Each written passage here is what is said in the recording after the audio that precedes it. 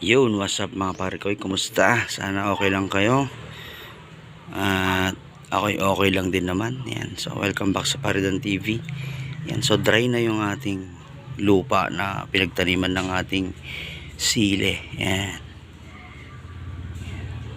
Gagawin natin ngayon ay bottom feeding. Yan. So, ito yung tanim natin. Ito yung tubig. So, ilulubog lang natin yan dito. Yan. Ayan lang natin mag-overflow yan. Iwan natin dyan mga 10 minuto kasi matakaw sa tubig ang sili. Yan ang kagandahan kasi ng bottom feeding mga pare ko. Sa ilalim nanggagaling yung tubig. So, yung ugat mag-grow yun pababa para habulin nila yung tubig. Yan, yun yung kaibahan niya pag dito mo lang siya diniligan. Kasi yung ugat niya, nandyan lang yan. Kasi nandyan lang yung tubig eh. Unlike pag yung tubig nanggagaling sa ilalim. Yan, bababa yung ugat.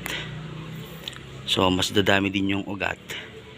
Mas gaganda yung ating sili. Yan, mas maganda. Yan, ginagawa ko yan lahat sa mga sili kong nandito. Yan, pati dyan, pati sa mga nanditong seedlings. Yan, bottom feeding. Yan, ganun lang yun mga pare ko eh. Ito, tapos na tong isa. Ito, tapos na. Yung tubig niya siguro mga nandito lang. Yan, dyan banda. Yan, ito kasi namumunga na. Mas maganda kung nade-deprive siya sa tubig para mas manghang yung sili natin. Yan, so yun lang about sa ating bottom feeding mga pare ko. Yan, so maraming salamat sa panonood. Yan, subscribe lang sana kayo dyan. Wait lang, steady lang tayo.